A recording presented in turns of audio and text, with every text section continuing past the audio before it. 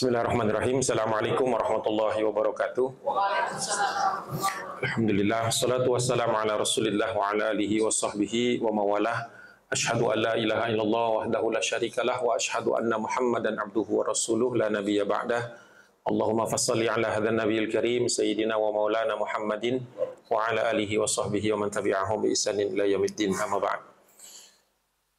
Alhamdulillah, ini mungkin pertama kali kita berjumpa di pertemuan apa tadi, SMS ya namanya ya, SMS 92 SMA 8. Jadi saya ngobrol-ngobrol sebentar.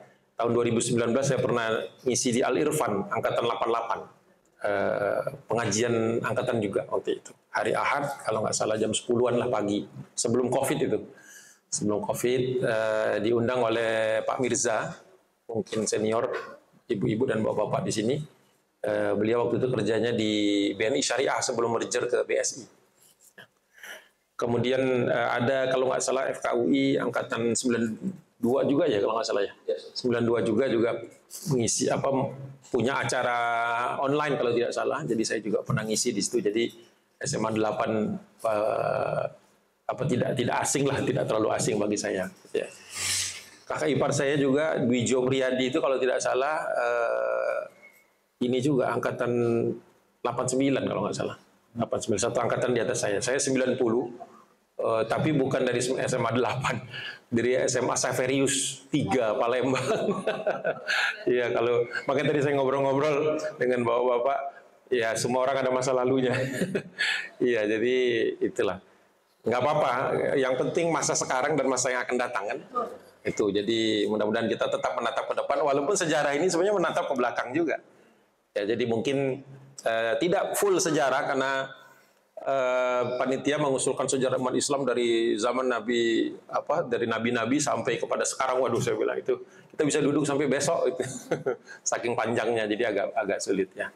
Tapi nanti mungkin penekanannya pada ketika kaum muslimin itu mulai sedikit demi sedikit mulai mengalami perpecahan, karena biasanya ini yang menimbulkan masalah, ini yang berulang dan ini yang perlu kita pelajari karena sejarah itu penting dalam hikmahnya, bukan hanya peristiwanya. Tuh. Nama saya Agung Waspodo, sudah ada di situ sebagian ya informasi saya. Saya tinggal di Depok, dari sini kira-kira kalau normal, kalau nggak ada macet-macet itu paling 25 menit. Di Beji itu, di dekat UI. Tadinya nempel UI, sekarang nggak bisa bilang nempel UI, bisanya nempel tol, gitu ya. Karena dipotong sama tol itu. Di situ, alhamdulillah, istri saya FKUI, jadi waktu itu deketan FE dengan FK itu di Salemba. Saya masih kuliah di Salemba dulu, masih merasakan Salemba. Mungkin ada yang UI. Ini adik kelas saya lah, baru ketemu lagi. Kemudian apa ya? Anak 7, alhamdulillah. Anaknya 7, anaknya 7.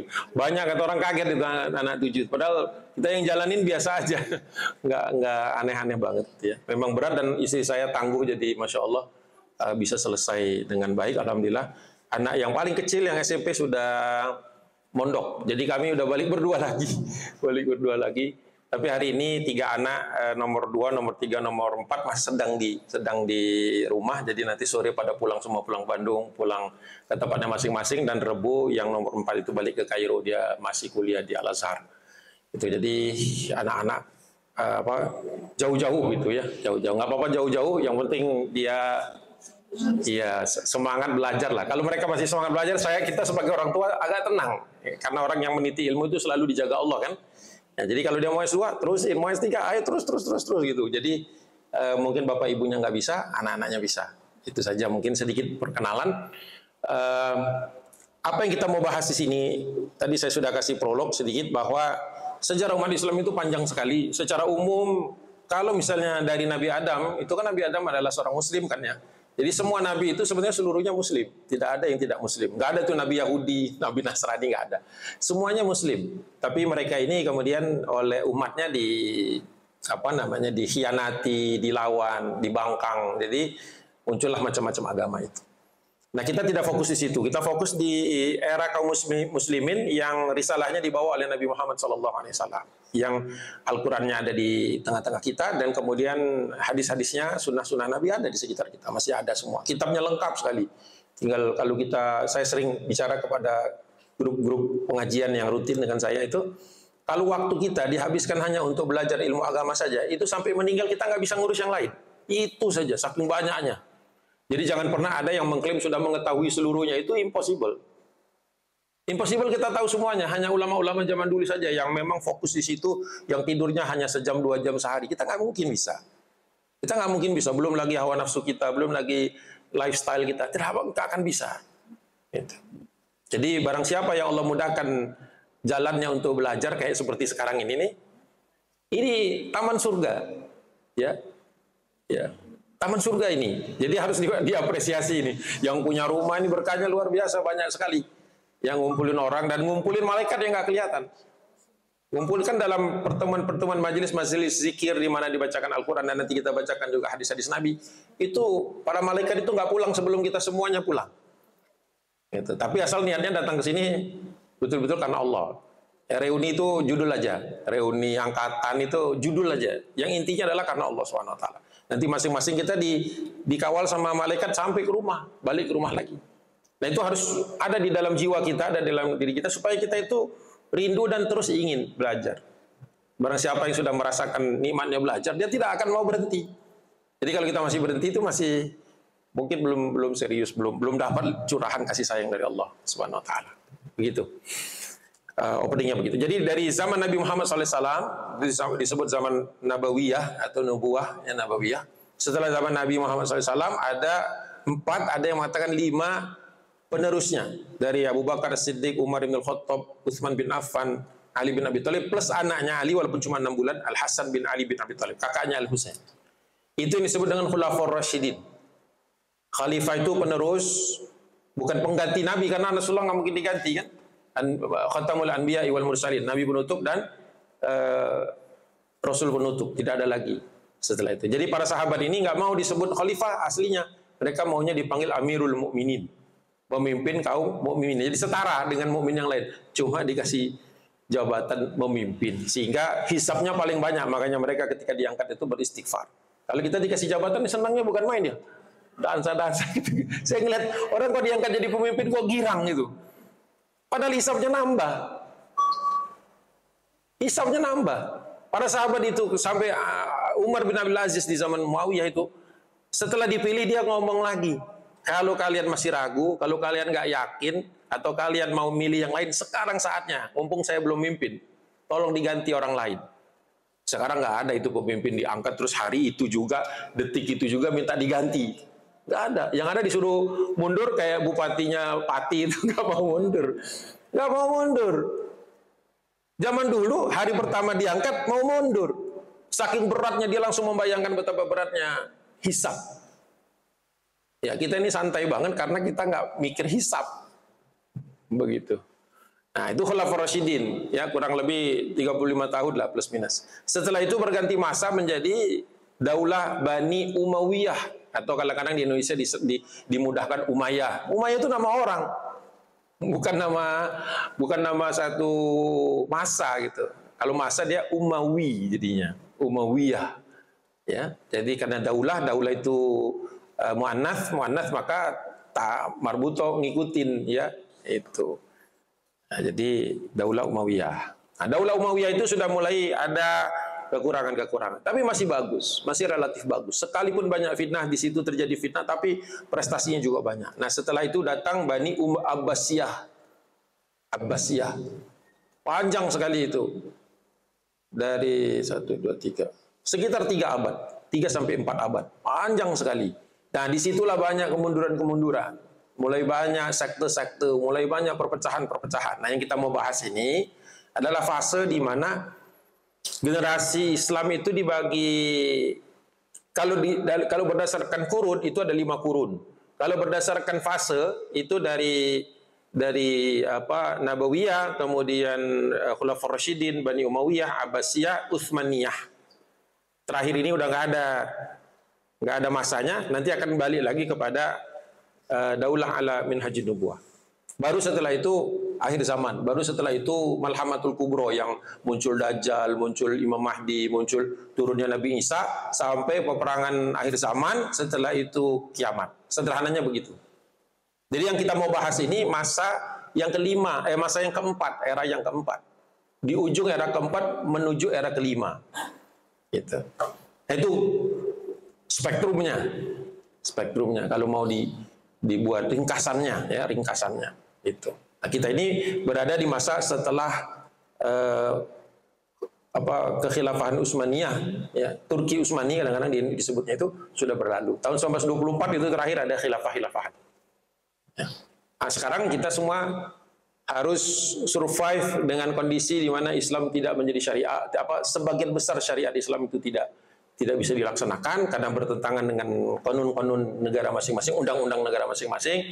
Kita semua harus bisa tetap Islami, ya, dengan kondisi yang sangat berat. Nah, itu. Nanti kita meninggal dunia semuanya sepertinya ya, masih di dalam masa belum berdirinya Daulah ala Minhajin Nubuwah. Itu mungkin generasi setelah kita atau setelahnya lagi. Nah, di masa itulah nanti Islam itu berjaya. Jadi kita hidup di masa Islam itu sebenarnya nggak berjaya. Walaupun kita merasa enak hidupnya. Tapi tidak berjaya. Kenapa? Banyak hukum-hukum Islam yang tidak diterapkan. Ya, orang yang mencuri nggak ada yang dipotong tangannya. Penjara memang salah satu ijtihad, ya, karena berharap orang itu masih mau berubah. Dulu zaman Umar ada pertama kali penjara. Kata Umar, kalau orang bisa tobat, Allah nunggu orang sampai tobat baru dihukum, maka aku pun akan memberi kesempatan. Jadi aslinya penjara itu nggak ada kuncinya, cuma tempat aja disuruh dia nginep di situ. Tapi karena orang-orang mulai dikandidi dari penjara, akhirnya dibikin kunci. Gitu. Aslinya nggak ada kuncinya. Udah, kamu di sini jangan kemana-mana. Sampai masa di mana engkau sudah taubat. Akhirnya dia ngelapor, saya sudah taubat. Mana buktinya? Dilihat, ya dia sudah taubat beneran, selesai. Itu. Jadi ijtihad Umar bin Khattab waktu itu. Dan masih banyak lagi kalau mau dituliskan exception itu banyak, ya banyak. Nah, yang kita ingin pahami adalah kenapa kemudian era yang terbagus, yaitu tiga era pertama itu yang disebut dengan salafus salih, ini kemudian berakhir kemudian menjadi masa kholaf. Nah, jadi banyak sekali pembagian itu. Anda mau bagi berdasarkan masa bisa, berdasarkan kurun bisa. Belum, kita masih judul, belum bergerak satu slide pun karena masih intro dulu, masih introduction. Introduction itu penting. Kalau tidak di intro nanti bingung. Jadi sekarang kita mau lihat dari aspek bahwa kaum muslimin itu ada yang salaf, ada yang khalaf. Salaf itu adalah yang generasi terbaik di awal. Khalaf itu setelah itu sudah semua kita ini dari masa terakhir sampai akhir zaman nanti itu masa khalaf. Jadi sehingga kita itu diampuni, dimaklumi, diberi keringanan dalam banyak hal. Ya. Karena kita itu bukan generasi terbaik. Harus diakui, nggak usah ingin untuk jadi generasi terbaik, enggak. Memang udah berlalu. Sehingga sekarang kita istilahnya memaksimalkan saja apa yang kita ada. Nah, makanya saya pakai rujukannya kitabnya itu kitab yang ditulis oleh almarhum Syekh Muhammad Said Ramadan Al-Buti. Judul kitabnya itu kalau dalam bahasa Indonesia As-Salafiyatu Marhalatun Zamaniyatun Mubarakatun La Madhabun Islam. Bukan, ya itu salah. Sin harusnya Islamiyun. Ya, salah ketik saya. Ngetiknya udah ngantuk-ngantuk ini.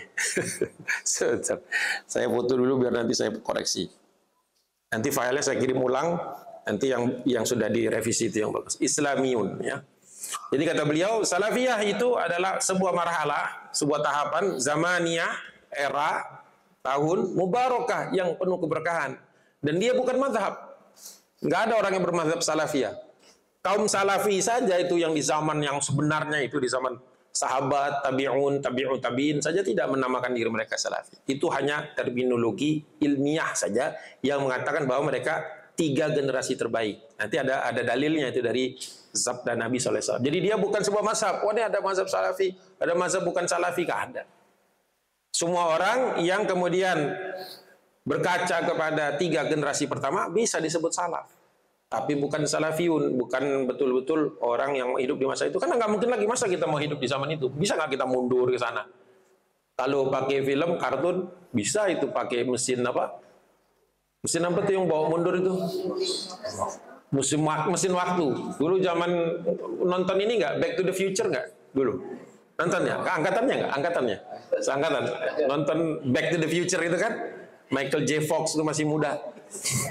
Yang dia bikin mobil, terus mobil itu balik. Terus dia hampir saja membuat bapak ibunya nggak ketemu. Kalau dia nggak ketemu, nggak lahir dia kan. Kalau nggak salah filmnya begitu. Itu mimpi manusia untuk mundur ke zaman sebelumnya. Nggak bisa. Malah kalau menurut saya jangan berharap-harap kita mundur di zaman Nabi. Kenapa? Kenapa ayo? Kan pasti banyak yang, oh seandainya saya tinggal di zaman Nabi. Kan banyak kan yang berangan-angan kayak gitu. Saya bilang jangan. Kenapa? Iya bisa jadi munafik kita di sana. Bisa jadi kita itu kualitas kita ini sekarang ini dibandingkan sahabat dulu sebagaimana catatan, bisa jadi kita ini bermasalah nanti di zaman. Kalau sekarang kelihatan bagus kita. Mending di sini. Di mana amalan kita sedikit tapi pahalanya besar. Amalan kita dibawa di zaman salaf nggak ada nilainya. Orang sholatnya semalaman penuh. Bisa nggak kita? Iya, jadi nggak usah minta-minta bikin alat. Ustadz, saya lagi mau bikin mesin waktu, mau mundur, saya mau ninggalin zaman berat ini. Justru disinilah banyak ruksonya, banyak permaafannya. Ya, nggak usah menjadi sesuatu yang kita nggak bakal siap.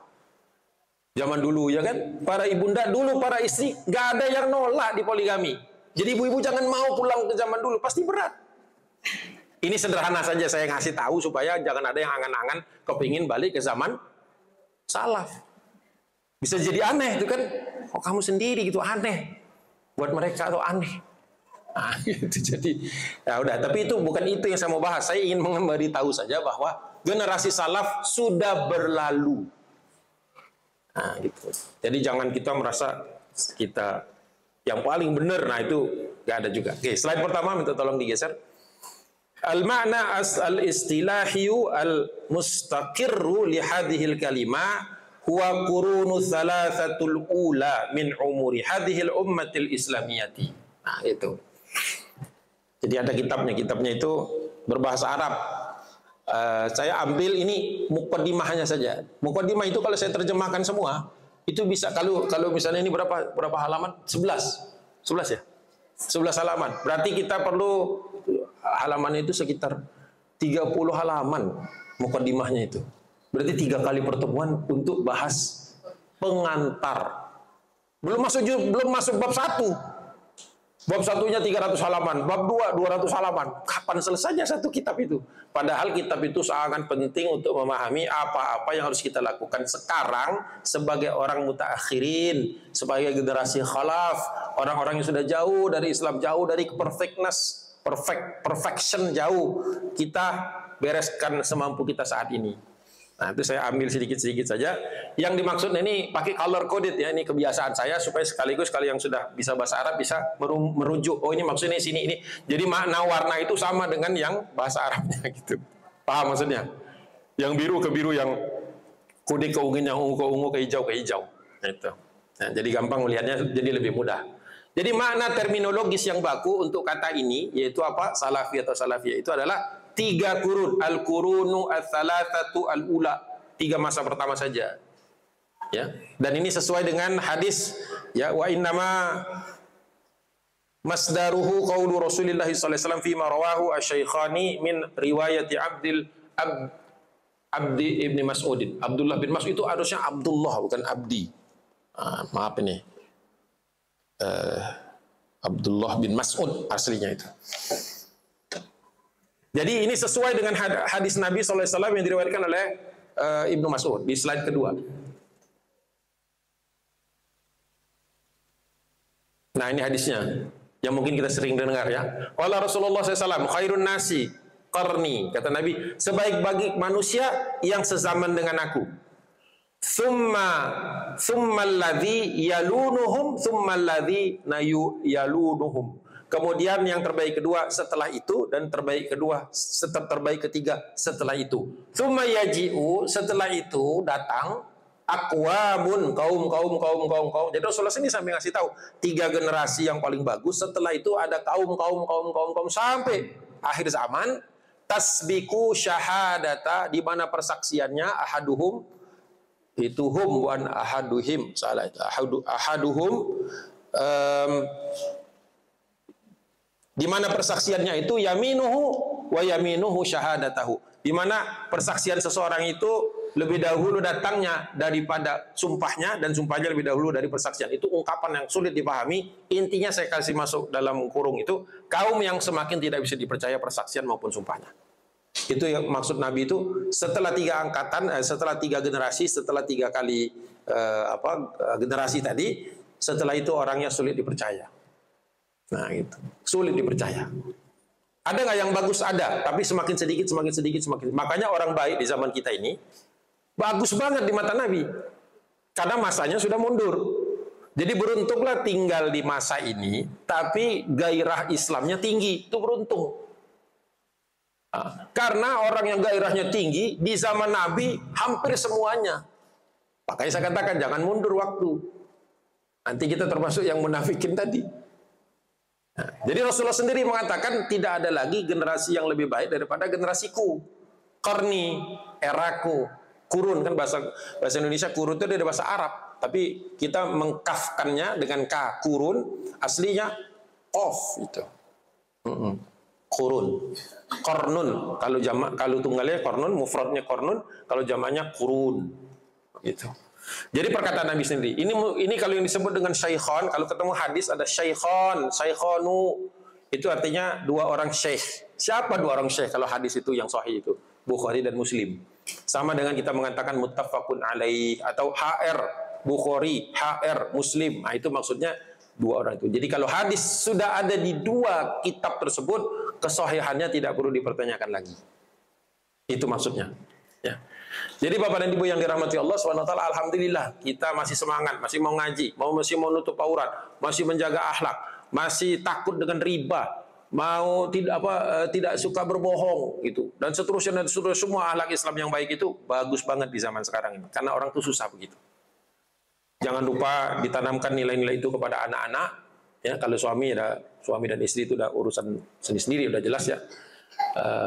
Tanamkan anak-anak yang nanti punya cucu juga mulai siap ke cucu, yang mulai besanan nanti ke besan juga. Di situ saja ladang perjuangan kita, ya, memastikan keluarga kita beres. Gak usah kita punya hal-hal yang lebih gitu ya, kecuali Allah kasih kita itu. Tapi melaksanakan itu saja nampaknya sudah berat, karena kata Nabi SAW nanti di akhir zaman Islam itu, orang yang istiqomah dengan Islam itu seperti memegang bara api. Ya. Mau dicoba nggak? Pasti kata Rasulullah, ketika kamu megang bara api, belum sempat kau genggam pasti sudah kau lemparkan. Seperti itulah Islam di akhir zaman nanti. Banyak orang yang nggak kuat. Nah kalau kita masih kuat, alhamdulillah insya Allah. Seperti orang yang memegang bara api, masya Allah. Baik, di slide berikutnya. Wa dhahaba Ibnu Abdul Bar, ulama besar yang nama Ibnu Abdul Bar, ini 363-463 Hijriah masa hidupnya. 100 tahun dia hidup. Ya, 100 tahun. Jadi zaman dulu ulama panjang-panjang umurnya. Kenapa panjang umurnya? Karena banyak tugasnya dan Allah kasih dia kesempatan beramal banyak. Kalau kita sekarang usianya makin pendek, makanya kita itu harus banyak-banyak mengisi dengan kebaikan.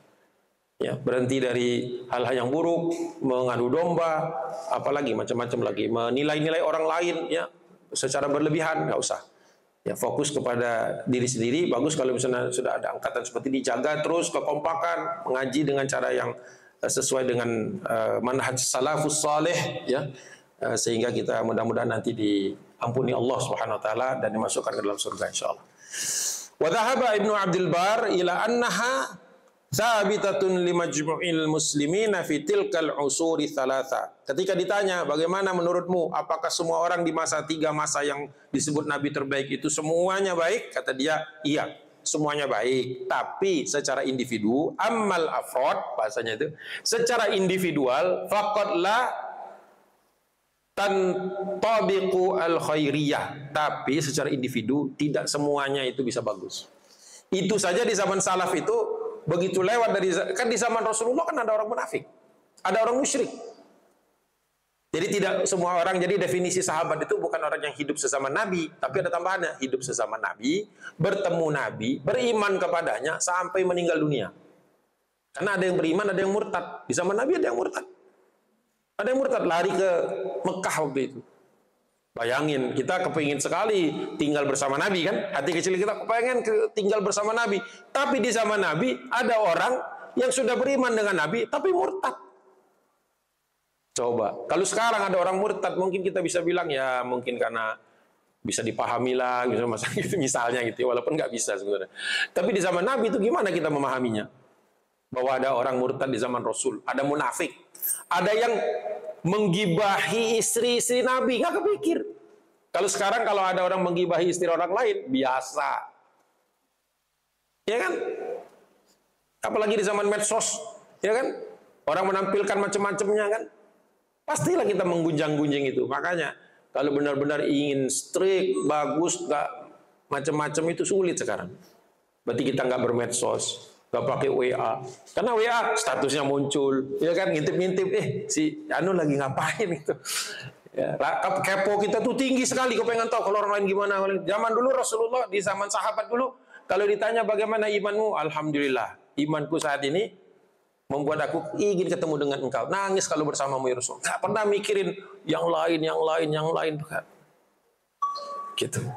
Jadi kata Ibnu Abdul Bar, kalau secara umum iya bagus, tapi secara individu tidak. Kenapa? Karena seseorang di antara mereka itu nantinya akan datang lebih baik lagi. Ala ba'din minhum bal qad ya'ti fi man ba'dihim min huwa afdalu minhum. Datang lagi ada orang lebih baik. Bahkan bisa jadi ada generasi akhir malah lebih bagus dari yang awal, kata Nabi. Kan Rasulullah pernah bilang, tahukah kalian siapa saudara-saudaraku, ikhwati? Oh, kami ya Rasulullah. Para sahabat begitu, senang betul. Kami ya Rasulullah, kami saudaramu. Tidak, kata Rasulullah, kalian sahabatku. Loh, siapa jadi saudaramu ya Rasulullah? Orang-orang yang tidak ketemu dengan aku, tapi beriman kepada aku, maksudnya beriman kepada Allah dan Rasulnya ya, satu paket itu. Kemudian mereka beriman sebagaimana kalian beriman. Dan mereka meninggal dalam keimanannya. Itu nanti saudara-saudara kita, calon saudara-saudaranya Nabi. Ya. Nah, jadi Masya Allah, sesederhana itu mau jadi orang baik zaman sekarang tuh jadi lebih mudah.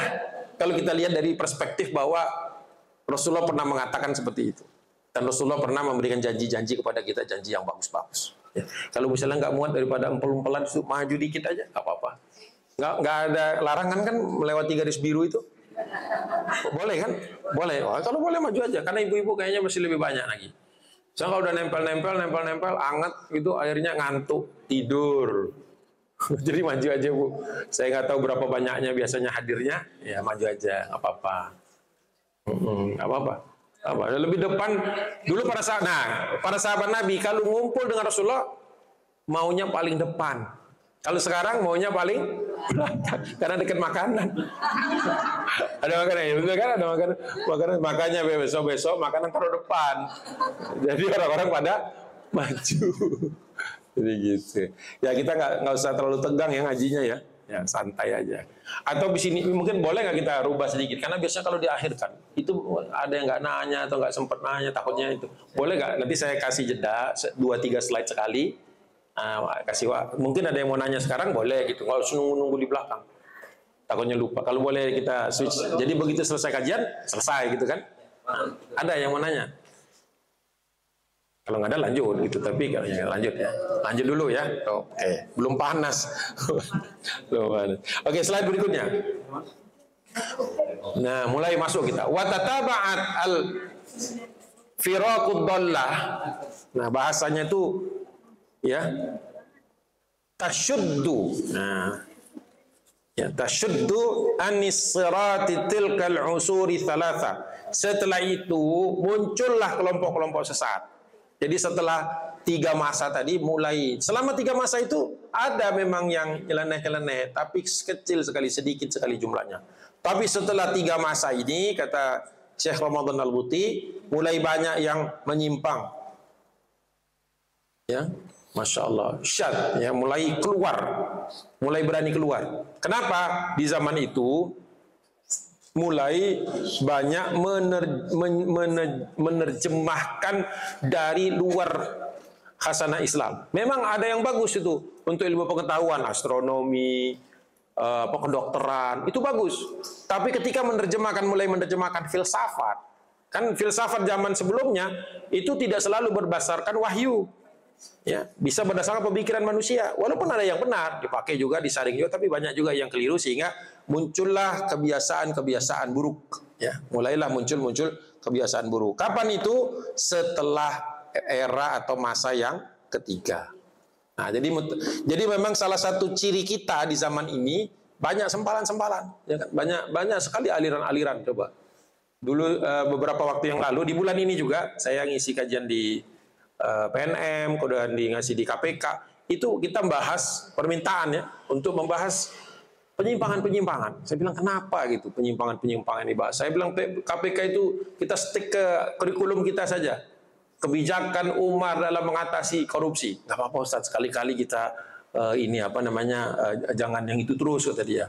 Oh iya ya, antum udah mulai udah mulai nangkap orang, saya bilang ya. Bagus, saya bilang. Saya pengisi tetap di KPK. KPK yang di di Gedung Merah Putih itu. Saya bilang KPK ini kok nggak pernah nangkep, saya bilang sekarang. Udah lama bener, diem aja, adem, saya bilang gitu. Emang nggak ada bukti-bukti apa, saya bilang gitu. Sambil bercanda gitu ngisi kajian. Nggak lama setelah itu, sebulan setelah itu mulai nangkap, saya bilang. Itu nangkapnya bukan gara-gara saya kan, saya bilang. Ketawa dia. Ya, sudah mulai banyak yang ingin membahas secara ilmiah tentang penyimpangan-penyimpangan. Ya, saya tidak merekomendasikan, kecuali kita sudah banyak pengajian kita bahas yang basic, yang dasar-dasar akidah. Karena membahas tentang penyimpangan itu efeknya bisa jadi kita jadi takut ya, atau ikut nyimpang. Nah, itu dia. Rasanya enggak sih, asal yang ngisi objektif enggak. Tapi kalau yang ngisi punya rencana untuk menyimpangkan, bisa itu tersimpang semuanya ya. Nah, gitu. An sirati tilkal usuri thalatha. Memang akan banyak yang menyimpang dari tarik itu, sirat itu kelurusan dari jalan di masa-masa sebelumnya. Dan ini bersesuaian dengan wa anna hadza, ini bersesuaian dengan ayat Allah Subhanahu wa taala yaitu surah Al-An'am ayat 153. A'udzubillahi minasyaitonir rajim. Bismillahirrahmanirrahim. Wa anna hadza sirati mustaqiman fattabi'uhu wa la tattabi'us subula fatafarraqa bikum an sabilihi dzalikum wassaqum bihi la'allakum tattaqun. Shadaqallah. Allah berfirman di dalam surah Al-An'am ayat 153. Dan bahwa kami sudah perintahkan, ini adalah jalanku. Wa inna hadza sirati. Jadi Allah Subhanahu wa taala ketika menurunkan Al-Qur'an itu desainnya bahwa ini adalah jalan yang Allah inginkan kita angkat atau kita jalani. Mustaqiman, jalannya lurus. Fattabi'uhu, maka ikutilah jalan yang lurus itu, jangan cari jalan yang lain. Karena Rasulullah pernah menarik garis di tanah itu waktu menjelaskan tentang Islam. Ini takwa, ini Islam. Nanti ada jalan-jalan lain, cabang-cabang. Barang siapa yang selamat dari jalan cabang ini lurus saja, selamat dia masuk surga. Sesederhana itu waktu berdakwah dengan orang-orang musyrik. Jadi kita itu jangan nyeleneh gitu, nggak usah keluar-keluar. Lurus saja di situ, istiqomah saja. Walaupun kita baru tahu sedikit, kita amalkan. Dulu kan seperti itu para sahabat. Tahu sedikit, amalkan. Tahu sedikit, amalkan. Ya, sekarang kita sudah banyak yang tidak ada lagi yang loncat-loncat. Semuanya sudah komplit. Tinggal kita laksanakan saja. Ya. Seperti itu. Wa anna hadza sirati mustaqiman fattabi'uhu wa la tattabi'us subula. Janganlah ikut subul jamak dari sabil, jalan-jalan yang lain, fatafarraqa bikum, yang membuat kalian berpecah di antara kalian, an sabilihi, dari jalannya yang Allah ridhoi. Dzalikum wassaqum bihi la'allakum tattaqun. Seperti itulah Allah memberikan perintah, memberikan hikmah kepada kalian, la'allakum tattaqun, supaya kita bertakwa. Jadi besok kalau ada orang bilang takwa ya, ingat bahwa takwa itu pasti diuji.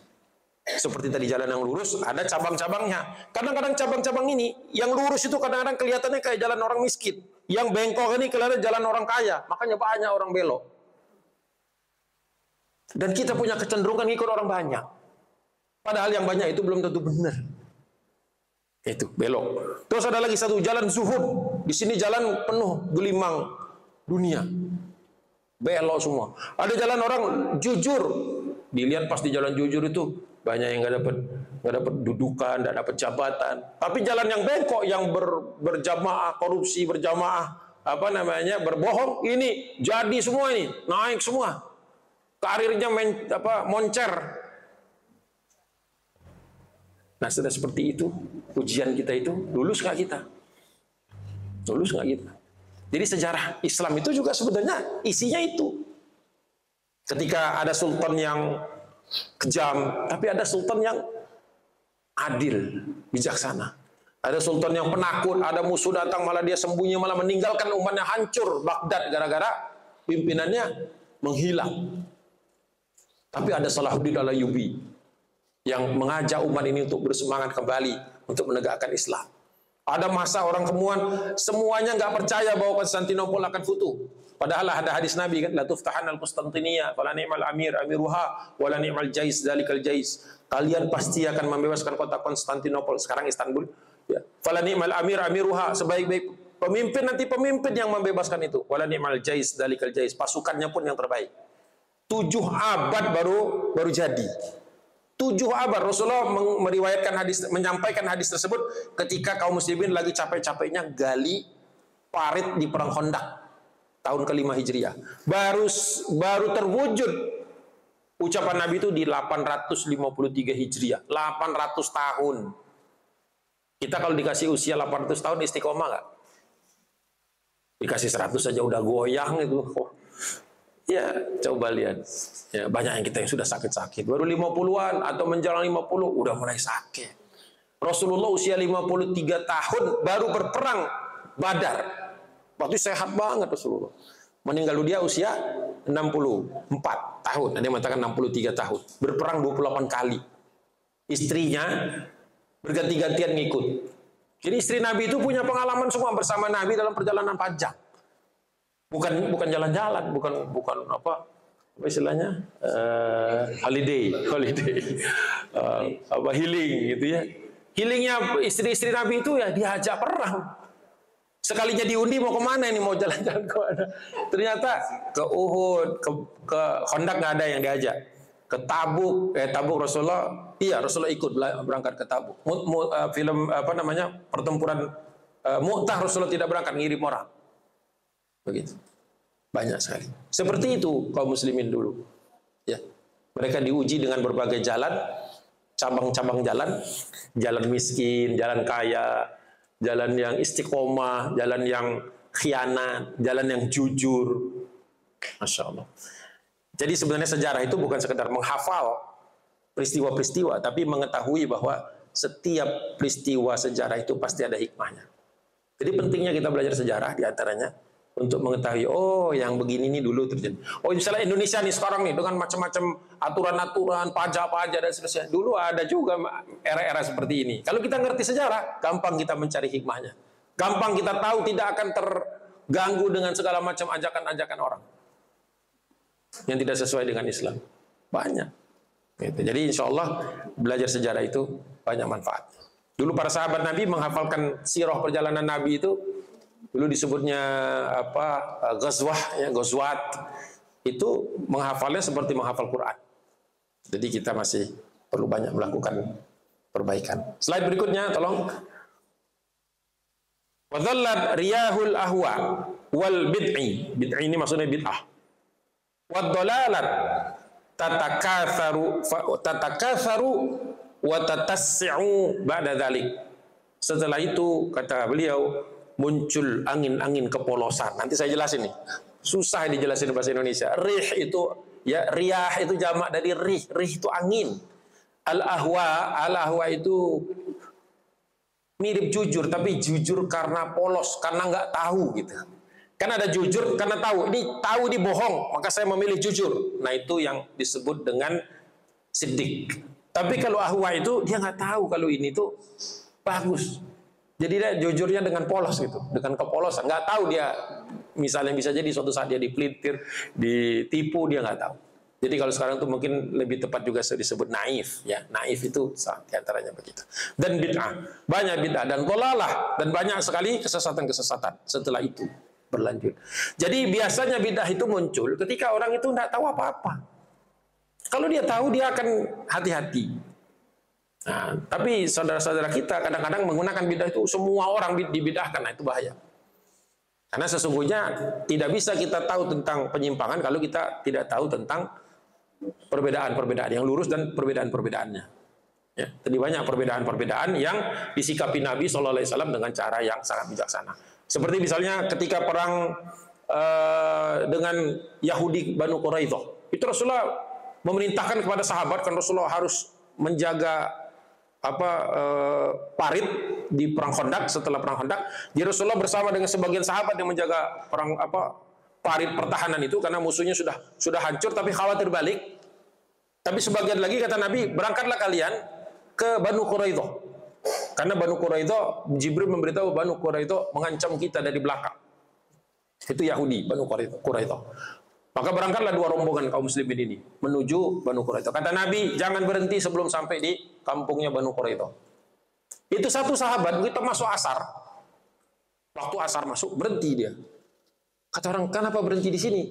Bukankah Rasulullah mengatakan jangan berhenti sebelum sampai ke Banu Quraidah? Iya, tapi ini waktu sholat. Waktu sholat itu perintah Allah. Maka mereka sholat di situ. Sebagian lagi takut karena perintah Nabi itu jangan berhenti. Berangkat mereka. Sudah sampai di Banu Quraidah itu sudah hampir maghrib. Sudah hampir maghrib, ada hadis yang mengatakan sudah masuk maghrib. Tapi karena perintahnya Rasulullah jangan berhenti sebelum sampai Banu Quraidah, baru mereka sholat asarnya mepet maghrib atau bahkan sudah masuk maghrib sholat. Tak lama setelah itu, rombongan yang tadinya berhenti sholat baru datang. Sudah agak telat itu, sudah sampai Isya mereka datang. Jadi waktu sampai ke sana, mereka sholat maghrib dan Isya di jamak. Rasulullah baru setelah meyakinkan orang-orang Quraisy sudah tidak mengepung, maka Rasulullah menyusul. Ketika menyusul, melaporlah dua rombongan ini. Ya Rasulullah, yang sana tadi kata dia, waktu sholat masuk, gak sholat ya Rasulullah. Ngebut ke sini katanya. Sampai kami dengar mereka sholatnya udah hampir masuk asar. Hampir masuk maghrib. Sedangkan kamu bagaimana? Ya kami karena sudah asar masuk, kami sholat dulu ya Rasulullah. Buktinya kami sampai ke sini masih bisa nyusul katanya. Walaupun maghrib sudah lewat, kami sholat maghrib dan Isya bergabung. Ada yang mengatakan sudah lewat Isya. Apakah Rasulullah menyalahkan salah satu? Ternyata enggak. Kata Rasulullah yang ini benar. Karena memang aku tidak merinci bahwa bagaimana di jalan nanti. Dan perintah Allah memang utama. Maka yang sholat duluan benar. Walaupun sampai ke sananya telat, tapi ditutup. Jadi ketelatan mereka di medan perang berikutnya ditutup oleh sebagian sahabat ini yang sampai duluan. Jadi orang Yahudi nggak berani ngapa-ngapain karena ternyata kaum muslimin sudah ada di pintu gerbang mereka. Baru mereka sholat di situ. Yang ini juga tidak salah. Tapi mereka sholatnya sudah lewat waktu. Kalian juga udah lewat waktu, kata Nabi sampai ke sini. Akhirnya dimaafkan semua, dibenarkan semua oleh Nabi SAW. Itu perbedaan di zaman sahabat. Gak usah di zaman kita, di zaman sahabat saja waktu itu. Mereka bisa berbeda menginterpretasikan perintah Nabi. Nah, tapi kalau kita baca dengan baik sejarah, sirah nabawiyah, kita bisa mengerti, oh ternyata dalam banyak hal, perintah, sekalipun perintah itu menuruti kebaikan, itu bisa ada perbedaan. Dan perbedaannya tidak membuat yang satu sesat, yang satunya sesat, atau yang satunya nggak sesat, yang satunya sesat. Nggak ada. Semuanya dimaafkan oleh Rasulullah SAW, dan semuanya tetap menjadi umat kaum muslimin. Itu di zaman Nabi masih hidup. Jadi tidak benar kalau ada yang mengatakan bahwa di zaman Nabi tidak ada perbedaan. Karena ada Nabi. Enggak, ada Nabi. Perbedaannya ada. Dan Rasulullah mengajarkan kepada kaum muslimin bagaimana cara menyikapi perbedaan. Kemudian di slide di baris kedua dari slide ini, misdaquhu qaulu Rasulillah SAW fima rawahu asy-syaikhain an Anas bin Malik, la ya'ti 'alaikum zamanun illa alladhi ba'dahu syarrun minhu. Dan ini sesuai dengan apa yang disabdakan oleh Rasulullah dari syaikhain lagi, dari Syaikhan itu berarti Bukhari dan Muslim, muttafaqun alaih. Dari hadisnya dari Anas bin Malik radhiyallahu anhu, kata Nabi SAW bersabda, la ya'ti alaikum, tidak akan datang kepada kalian zamanun, suatu zaman, satu era, illa, kecuali alladzi ba'dahu, yang datang setelah kalian, syarrun minhu, pasti ada lebih banyak keburukannya daripada kalian. Makanya saya itu selalu khawatir dengan anak-anak yang setelah zaman kita. Karena mereka pasti mengalami masa yang lebih mundur lagi. Artinya nih, dengan pendidikan Islam yang sebegitu buat kita terseok-seok, maka kalau kadar keislaman yang diajarkan kepada anak kita masih sama, maka mereka pasti lebih berat lagi. Karena difficulty-nya naik, sedangkan modalnya sama, pasti berat, pasti ada minusnya nanti. Jadi memahami sejarah itu sampai kepada actionnya, bukan sekedar wawasan, tapi actionnya, tindakannya. Artinya kalau dulu kita ngaji, kalau sekarang kita ngajinya seminggu sekali, kadang-kadang sebulan sekali, apalagi ada yang cuma 3 bulan sekali, atau ada yang setahun sekali. bagaimana anak-anaknya nanti. Jadi pastikan bahwa anak-anak kita itu lebih teratur lagi ngajinya. Pembahasannya juga lebih tertib. Ya. Dan kita susunlah kurikulumnya. Bukan sekedar yang di sekolah, tapi juga yang ngaji yang berkaitan dengan akhlak. Karena tidak semua sekolah kadang-kadang mengajarkan akhlak. Dia hanya mengajarkan akal saja. Tapi kalau ada yang sudah mengajarkan akhlak juga, dan kemudian ada pelatihan untuk supaya mereka bisa menjadi orang-orang yang berakhlak karimah, maka itu bagus. Jadi jangan anak tirikan anak-anak kita. Jangan sampai kita mencari nafkah ya, bapak-bapak mencari nafkah untuk anaknya, tapi kemudian akhlak anaknya nggak diurus. Nanti menyesal di kemudian hari. Di slide berikutnya, break dulu. Ada nggak yang mau nanya? Boleh.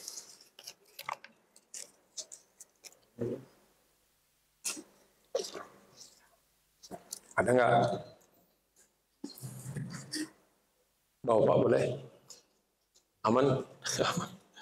Ya boleh. Kamu, ya. Kan kadang-kadang tadi seperti saya sampaikan bahwa kadang-kadang kita tuh suka menyalahkan orang lain gitu tanpa tahu yang lurus atau yang benar gitu saja. Ya. Nah itu kalau landasan atau dasar keilmuan kita juga mungkin seperti kita ini masih minim gitu saja. Bagaimana kita bisa membedakan bahwa itu sesuatu yang benar dan salah? Ya. Ya kuncinya ya. Ya betul. Nah kuncinya sebenarnya tadi saya sudah katakan, mengaji kita harus rutin. Jadi pengajian itu bukan lagi semacam gathering. Kalau kita kan ngaji itu kadang-kadang masih gathering, itu kan ngumpulnya yang dicari. Kalau nggak rame nggak datang, nggak ada makanannya nggak datang. Kalau tempatnya itu terus bosen. Itu ngaji bersyarat. Kalau ngaji itu yang benar itu nggak bersyarat. Rutin, ya paling minim itu sepekan sekali. Dan materi yang dibahas itu jelas, dan kemudian ada tadribatnya, ada pelatihannya. Itu satu, yang paling ideal itu seperti itu. Kalau nggak ideal, paling tidak ikut kelas-kelas. Ya sesuai dengan kebutuhan kita. Kalau kita ingin tahu tentang tafsir, ikut kelas tentang tafsir. Banyak sekarang yang online pun ada. Tapi milihnya yang bagus, yang benar. Kemudian mau masalah hukum, fikih banyak sekali sekarang. Ya. Dan saya sarankan ketika berfikih itu bermazhab. Mohon maaf ini saya kasih tahu. Kenapa kalau tidak bermazhab? Itu nanti gaduh-gaduh dia, bingung kita. Ini kata orang ini boleh, ini kata orang nggak boleh. Tapi kalau kita dengan satu mazhab, kata orang ngapain bermazhab, Rasulullah nggak bermazhab. Betul Rasulullah tidak bermazhab. Tadi para sahabat nanti salafus soleh ini melihat bahwa kalau semuanya diberikan kepada umat, itu kapasitas mereka untuk memahami, apalagi setelah salaf itu nggak nyampe. Makanya ulama-ulama seperti Abu Hanifah, Imam Malik, Asy-Syafi'i, Imam Ahmad bin Hanbal itu melakukan upaya-upaya supaya agama ini gampang dipahami. Itu. Karena mereka hidupnya di masa-masa yang berbeda, di tempat-tempat yang berbeda, maka pendekatannya agak sedikit berbeda. Nah dari seperti itu kita jadi mudah. Kenapa? Jadi mudah. Kita nggak perlu mikirin lagi mana pendapat yang kuat, mana pendapat yang lemah, mana dalilnya. Itu. Jadi itu salah satu kuncinya. Karena biasanya urusan kita itu yang paling pelik itu masalah fikih. Misalnya saya dengan istri. Tahun berapa itu kita nggak bermazhab. Jadi kadang-kadang kita senggolan dan sebagainya nggak batal itu wudu. Tapi setelah saya pelajari dan belajar, ternyata di antara mazhab itu ada yang memang kalau Abu Hanifah, Imam Hanafiyah, ketika senggolan nggak masalah selama tidak ada birahinya, itu tetap bisa sholat tanpa wudu lagi. Tapi kalau Imam Syafi'i sangat hati-hati. Kalau sudah bersenggolan, sudah wudu, ini bersenggolan, batal itu harus wudu lagi dua-duanya. Sekalipun cuma senggolan nggak sengaja gitu. Nah, tapi masing-masing ada kelengkapannya di situ. Jadi ketika kita sudah memilih mazhab itu lebih tenang. Kenapa lebih tenang? Karena kita belajarnya satu yang konsisten. Jangan kadang-kadang kita wudunya pakai dilihat dari tata cara wudunya ini mazhab Syafi'i. Tapi ketika senggolan kok nggak batal ya? Pas senggolan dia pakai Hanafi. Nanti pas sholat Allahu Akbar pakai Maliki dia. Wah ini nggak tahu apa-apa nih kayaknya. Nah, tapi saya katakan secara bertahap saja. Secara bertahap saja. Dan kita mulai dari yang paling sering kita hadapi, begitu. Nah, biasanya nanti muamalah. Ketika sudah mulai serius, masuk ke muamalah. Muamalah itu tentang riba, ya nabung di mana, seperti itu. Nah, jadi kalau kita mau tenang, maka kita tidak perlu menilai orang lain dengan berbagai, kita sendiri menilai amaliyah kita sendiri saja kadang-kadang nggak mampu. Apalagi kita mau menimbang orang lain kan? Itu. Apalagi kemudian dengan timbangan-timbangan yang kalau kita lihat hanya mengandalkan tekstual saja, itu bahaya. Karena banyak hadis-hadis Nabi itu kalau yang diamalkan malah membuat kita keliru. Ya, ada hadis-hadis Nabi yang kalau diterjemahkan tekstual itu malah bahaya. Malah bahaya. Jadi contohnya misalnya ketika Rasulullah ketika Rasulullah SAW mengharamkan makan binatang-binatang yang ada di gurun, diharamkan sama Nabi. Ya, tapi para ulama mengerti bahwa pengharaman oleh Rasulullah SAW itu karena Rasulullah sendiri tidak suka. Karena ada kasus di mana ketika Rasulullah ketemu dengan sahabat yang lagi memanggang binatang-binatang gurun, kadal kalau bahasa kita itu. Dilihat sama Nabi, apa itu kadal gurun? Dibiarkan saja sama Nabi. Ditawarin, Rasulullah nggak mau. Oh, ternyata ada yang kalau kita jawab, kita baca cuma terjemahan saja Nabi SAW mengharamkannya. Terus kita mengharamkan semua, terus nanti kalau kita ke negeri-negeri Jazirah Arab itu ada orang makan itu haram semua ini. Padahal yang dimaksud haram di situ bukan haram yang mutlak, tapi haram yang karena Rasulullah tidak suka dengan binatang tersebut. Tapi Rasulullah membiarkan sahabatnya. Itu salah contoh. Jadi itulah pentingnya kita belajar betul-betul. Pertama ya memang syaratnya kata para ulama, syarat untuk bisa mengenali secara langsung agama itu dengan benar adalah bahasa Arab. Jadi nggak ada cara lain itu kecuali belajar bahasa Arab. Kalau tidak mampu belajar bahasa Arab atau sulit sekali sudah belajar tapi nggak bisa-bisa, ya belajarlah dengan orang yang memahami bahasa Arab. Karena dengan seperti itu dia tidak akan menerjemahkannya sembarangan. Selalu ada variasi-variasi penerjemahan yang bisa jadi maknanya itu mempermudah atau malah justru memperketat. Itu. Jadi kuncinya seperti itu. Jadi karena nanti misalnya nanya nih ke yang bermazhab Hambali sesuatu kasus misalnya kayak gitu. Tadi kayak wudu itu kan. Batal itu secara mutlak misalnya gitu. Tapi kalau misalnya kita ke Mesir ke Turki yang mazhab Abu Hanifah itu hampir seluruhnya orang kita lihat itu kan mereka gandengan suami istri udah tua gitu kan masuk ke masjid saya lihat gak wudu lagi itu langsung sholat. Kenapa? Mazhab Abu Hanifah gak masalah. Beda kan kalau misalnya di tempat-tempat lain di Indonesia gitu. Sebagian yang bermazhab Syafi'i seperti itu. Contoh kecilnya seperti itu. Itu yang paling sederhana. Kalau kita supaya tidak tergopoh-gopoh meniru orang lain salah. Itu. Saya pernah ngajak rombongan wisata napatilah sejarah Islam ke Andalusia, ke Cordoba, Spanyol. Itu kan kaum muslimin itu dari Libya, Tunisia, Aljazair, Maroko sampai Andalusia rata-rata bermazhab Maliki. Yang sholatnya Allahu Akbar tangannya diayunkan aja di tangan itu kan. Kalau sebagian yang nggak tahu, Syiah ini karena Syiah itu juga begitu. Bukan itu mazhab Imam Malik. Ya, seperti itu. Kemudian kalau dia buang angin. Kalau kita kan batal harus wudu lagi kan. Imam Syafi'i buang angin wudu. Kalau Imam Malik buang angin ya, bukan air kecil maupun air besar. Itu cukup mengambil batu saja. Makanya di masjid-masjid di Andalus, di Maroko, di Fes, Marrakesh itu banyak batu-batu di pinggir-pinggir soal. Itu jangan dikeluar, jangan dibuang itu. Kita rajin-rajin kita bersihin. Itu batu-batu itu cukup diusap sama mereka, terus langsung tayamum beres. Nggak pakai air. Nggak pakai air. Kalau kita kan bertayamum itu kalau udah ada air, itu Syafi'i. Itu Syafi'i, pandangannya Syafi'i. Makanya cocok buat di Indonesia, airnya banyak. Itu juga ada faktor alam dan sebagainya, walaupun tidak selalu. Itu. Terus ibu-ibu panik tuh, Ustaz, itu kan di sebelah masjid itu kan, di masjid di Rabat itu kan gede. Ustaz, nggak ada tempat wudhu. Masa saya bilang di masjid nggak ada tempat wudhu? Nggak ada katanya, cuma ada kolam sama gayung. Ya itu saya bilang, karena biasa di Indonesia pakai keran, karena yang namanya air itu harus mengalir. Itu mazhab Syafi'i, walaupun kita nggak pakai, walaupun ibu nggak bermazhab Syafi'i, tapi wudhunya mensyaratkan ada keran. Itu mazhab Syafi'i. Loh, di zaman Nabi nggak ada keran juga Rasulullah. Siapa bilang Rasulullah pakai kirba? Kirba itu bentuknya dari kulit binatang, diisi air, ada lubangnya, ada talinya. Itu biasanya diselempangin sama Nabi. Saya punya tas selempang, nah kayak gitu tuh. Nanti kalau mau wudhu, tinggal cari pohon, digantung di situ, dimiringin, airnya keluar, di situlah wudhu. Kayak keran, tapi mobile. Kalau kita kan HP yang mobile kan, kalau Rasulullah itu keran wudhunya mobile. Karena selempang terus. Kalau berhenti di mana, ngisi. Kayak kita naik gunung kan, dikit-dikit ngisi untuk wudhu. Jadi kata Imam Syafi'i, ya begitulah sekali. Harus ada air yang mengalir, nggak bisa gobok-gobok gitu, kecuali dia lebih dari 2 kula. Nah, gitu jadi enak kan kalau jadi orang sebagian mengatakan sulit gara-gara mazhab jadi sulit loh. Kalau menurut saya jadi gampang kalau sendiri nggak pakai mazhab itu. Mau berapa kitab yang mau dibaca? Baca empat-empatnya, terus mikir sendiri. Loh, hebat sekali saya bilang. Nah, yang gampang. Akhirnya saya bilang itu Bu, loh itu cuma gayung katanya. Iya, itu kan nggak ngalur Ustaz. Iya saya sebelum berangkat Ibu kemarin mungkin nggak dengar saya bilang kita akan lewati daerah-daerah yang bermazhab Maliki. Pakai gayung, taruh gayungnya di situ. Ambil situ. Itu airnya kan kalau Syafi'i jatuh lagi ke sana, diambil lagi itu tidak sah itu, air mustamal.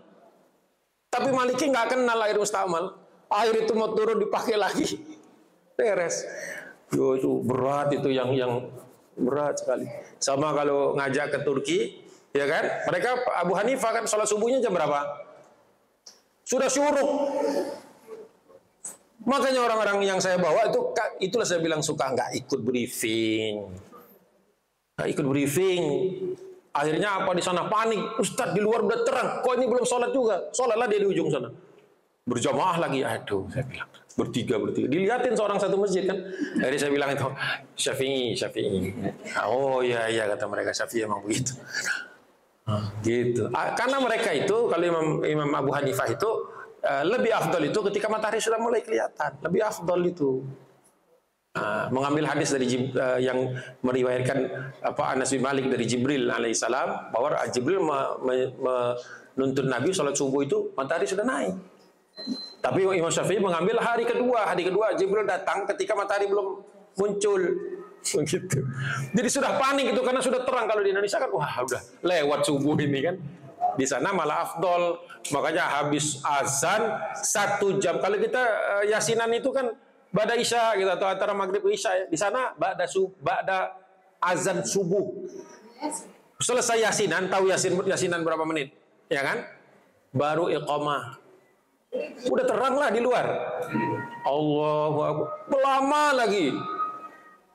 Makanya orang-orang Turki rata-rata kalau mau berangkat kerja itu sudah pakai baju kerja, tutup sama jubah. Selesai sholat subuh, jubahnya digantung, udah pakai das rapi semua, dasi semua. Berangkat saya lihat, oh begitu caranya mereka. Kenapa? Karena subuhnya mepet terang waktunya.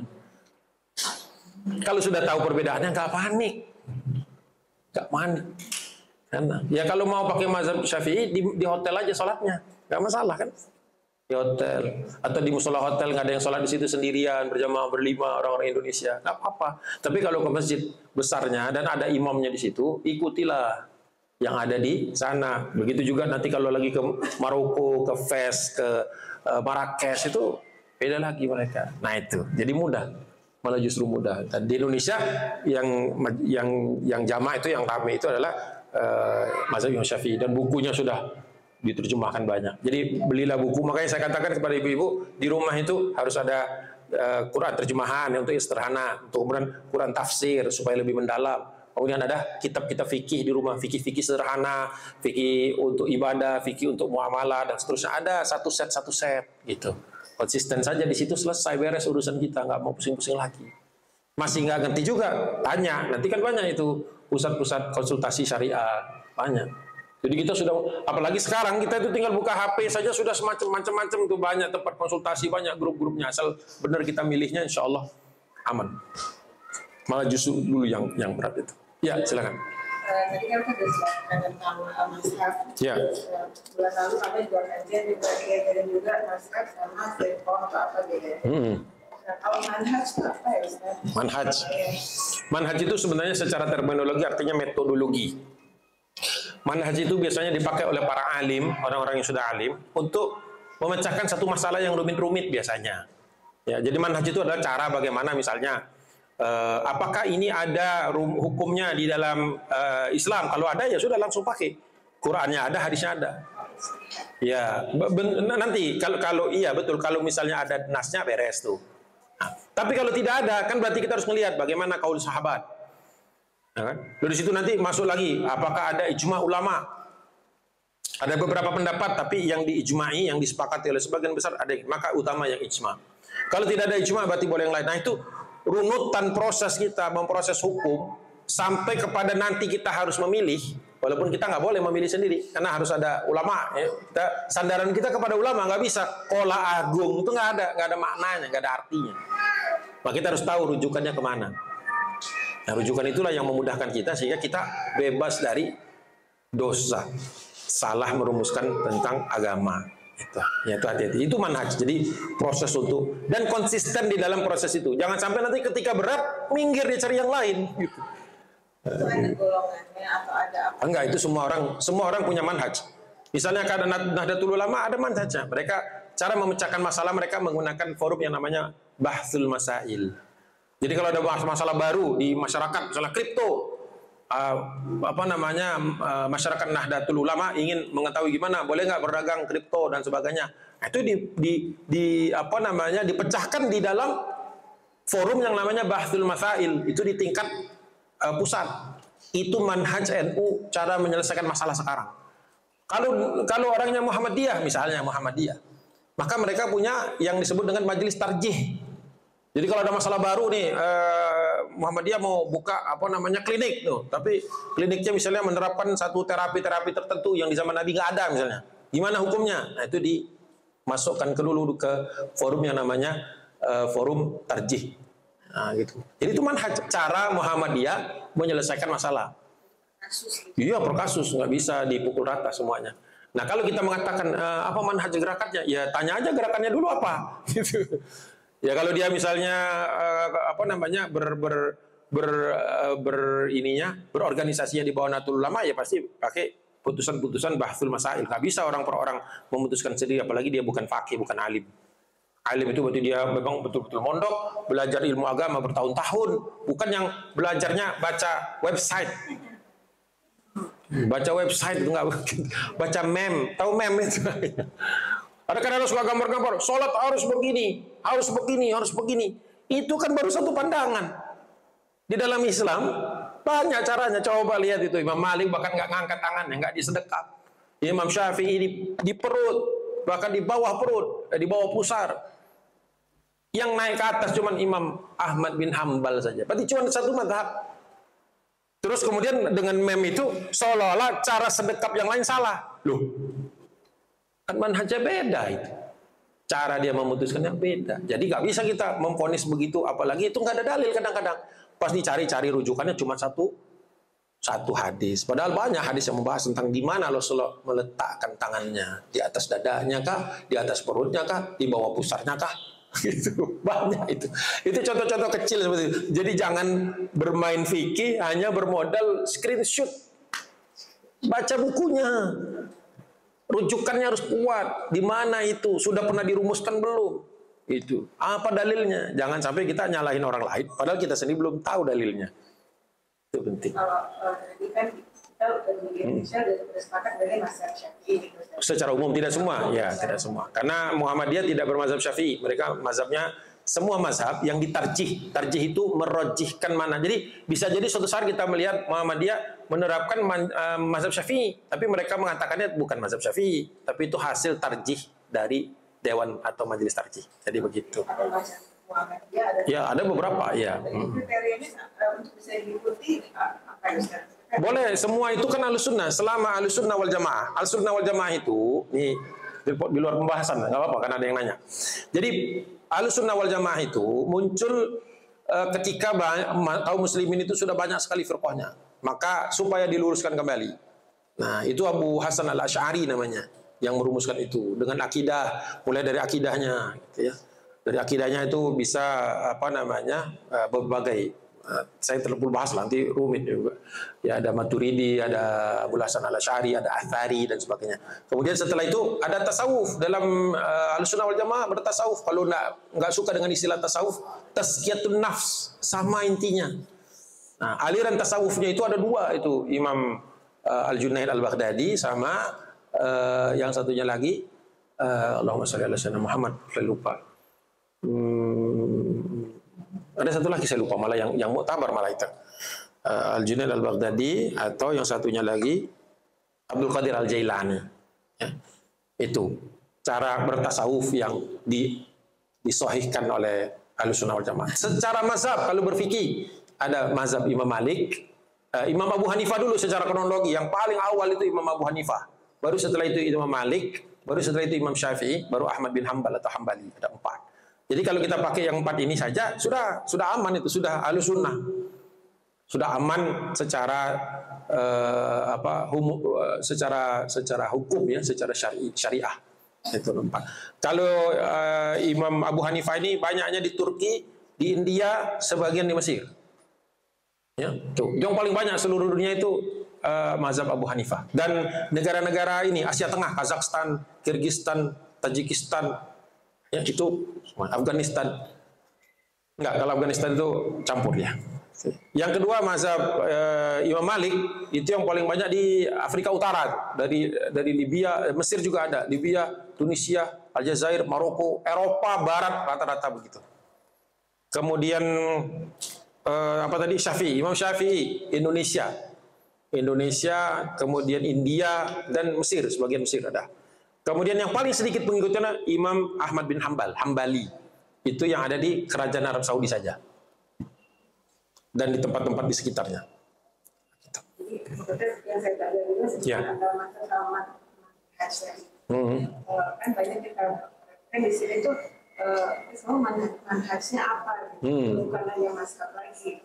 Oh iya, mungkin maksudnya tidak bermazhab. Biasanya orang yang nanya manhaj berarti tidak bermazhab ya, biasanya. Iya. Karena kalau sudah bermazhab itu sudah jelas manhajnya itu ya manhaj Imam Syafi'i. Kalau orang bermazhab Syafi'i, berarti manhajnya juga mengikuti manhaj Imam Syafi'i. Tapi ini bagian dari Ahlussunnah wal Jamaah, berarti sampai kepada salafus saleh. Itu. Karena salafus saleh itu ya menjadi rujukan dari Ahlussunnah wal Jamaah. Begitu. Ya. Habis waktunya. Oh iya, iya. Baik. Kita break dulu ya. Baik. Ya, baiklah. Kita skors dulu, insyaallah. Dalam Islam itu kan Rasulullah SAW di zaman sahabat itu kan Rasulullah menjadi rujukan. Jadi tidak perlu mazhab karena ada nabi gitu, ada nabi langsung dan sahabat langsung bertanya. Tapi di kalangan sahabat sendiri beda pandangan itu ada.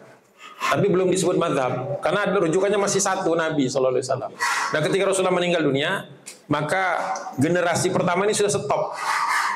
Karena setelah Rasulullah wafat kan kriteria menjadi sahabat Nabi itu adalah tinggal sezaman Nabi, itu udah nggak mungkin kan, Rasulnya udah meninggal. Kemudian beriman kepada Allah dan Rasulnya, ya kan? Bertemu dengan Rasulullah SAW seperti itu. Nah, ketika Rasulullah meninggal, berarti generasi yang lahir setelah itu persis itu generasi tabi'un. Nah, tabi'un ini hanya mengenal sahabat, nggak ketemu Rasul kan? Nggak bisa ketemu Rasulullah yang sudah meninggal. Nah, ada sahabat itu kan dulu di zaman Nabi sebelum meninggal kan sudah disuruh Nabi fantasiru fil ard, menyebar ke seluruh muka bumi. Ada yang di Irak, ada yang di Yaman, ada yang di Syam, ada yang di Mesir, ada yang di Habasyah. Banyak sahabat itu di mana. Mereka inilah yang ketemu dengan para tabi'un, orang-orang yang tidak ketemu dengan Rasulullah langsung, tapi sempat bertemu dan beriman kepada Allah dan Rasulullah, tempat bertemu dengan para sahabat. Karena sahabat ini pernah punya pandangan yang berbeda-beda, maka muncullah perbedaan-perbedaan itu. Nah, perbedaan-perbedaan ini kemudian dirangkum oleh imam madhab. Aslinya Imam Syafi'i, Imam Hambali, Imam Abu Hanifah, Imam Malik itu tidak pernah mengatakan ini mazhab Syafi'i, ini mazhab, nggak pernah. Tapi murid-muridnya karena banyak, murid-muridnya ini kemudian menyusun kayak seperti ini, misalnya ibu nulis gitu kan.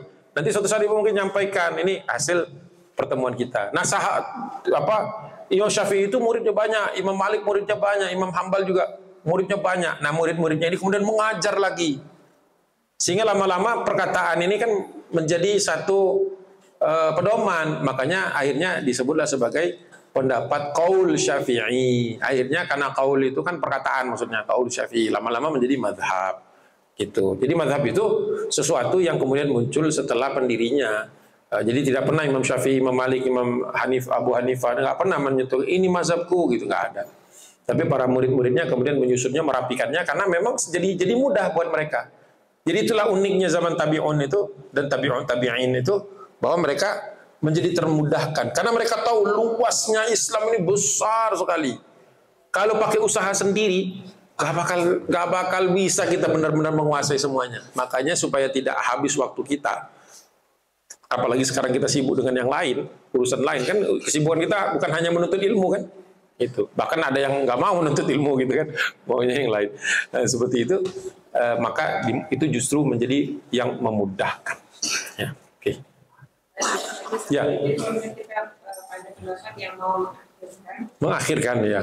Terus begitu Kita mau tadi belum selesai Ustaz. Dan syukur kita masih boleh. Nah, berarti di situ kalau kita menganut yang lebih awal azannya, berarti begitu azan sudah terdengar pertama sudah nggak boleh lagi tahajud.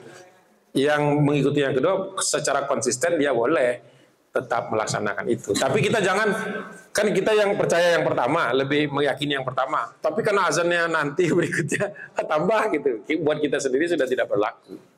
Itu saja. Iya. Kalau kita ke tempat sesuatu tempat yang Nggak ada azan lagi kecuali itu, ya berarti kita selesaikan beberapa menit kan jam kita alarm kita kan pasti ngikut yang asli kan, yang biasa kita ikuti kan. Ini udah muncul tuh, berarti udah selesai tahajud kita. Tapi untuk mengambil kejamaahan supaya nggak berjamaah sendiri di masjid itu azan duluan gitu misalnya gitu, maka kita tunggu sampai dia selesai baru kita ngikut. Berarti kita mengakhirkan. Gitu. Kalau di masjid, kalau di rumah kan ibu-ibu di rumah ya sesuai dengan waktu yang sudah disepakati. Itu saja. Ya, ada lagi? Boleh? Iya, mau perlu ini? Tadi kan kita beberapa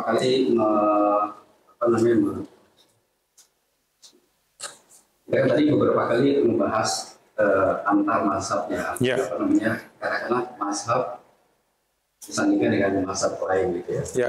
Nah, sekarang gimana ceritanya? Gimana kita perlu menyikapi tentang mazhab dan budaya? Karena bagaimana juga mungkin dulunya Islam masuk ke Indonesia melalui budaya. Oke. Pertama saya koreksi dulu bahwa Islam masuk ke Indonesia enggak dengan budaya. Tapi yang terjadi ketika di zaman era Wali Songo itu adalah Wali Songo itu memanfaatkan budaya-budaya sekaligus menghapuskan budaya-budaya yang bertentangan dengan Islam dengan budaya pula supaya tidak konfrontatif. Itu saya sempat bahas juga tentang dakwahnya Wali Songo itu 2 kali di beberapa tempat. Jadi kalau ada yang mereka yang mengupload mungkin bisa dicek aja karena itu sudah saya bahas panjang lebar dari kenapa masuknya, bagaimana masuknya, kenapa menggunakan pendekatan budaya itu semuanya karena Wali Songo ini adalah orang-orang fakih, ya, orang-orang yang mengerti betul dengan agama. Jadi mereka ketika melakukan membungkusnya dengan budaya lokal itu bukan berarti mengubah intinya. Itu mungkin bisa dicek, saya coba cari ya. Ada nggak ya? Ya saya nggak hafal juga karena saya nggak punya akun sendiri. Saya nggak Agung Waspodo gitu, enggak ada. Ya mungkin kalau mau di-search-nya Agung Waspodo, Wali Songo, coba kira-kira keluar enggak? Mungkin ada yang sudah menawar. Karena saya sempat mengisi itu di beberapa tempat. Waktu itu komunitas pelajar di Turki juga tentang ini. Wali Songo. Kalau ada ya ada, kalau nggak ada ya berarti nggak ada. Ini ada yang panjang nih, yang berjilid-jilid di El Soha. Saya yang bahas itu. Kemudian nggak ada, nggak masuk. Karena mungkin ada juga yang ada juga yang YouTube-nya itu memang hanya untuk member saja, jadi tidak. Nah, tapi yang jelas anggapan bahwa Islam dimasukkan melalui budaya itu harus hati-hati menyebutkannya gitu. Karena para Wali Songo ketika misalnya menggunakan wayang sebagai medium, karena waktu itu wayang dipakai untuk maksiat, maka dialihkan tetap pakai wayang, tapi ceritanya yang diangkat adalah cerita-cerita tentang akhlak-akhlak Nabi, tapi menggunakan tokoh-tokoh pewayangan gitu.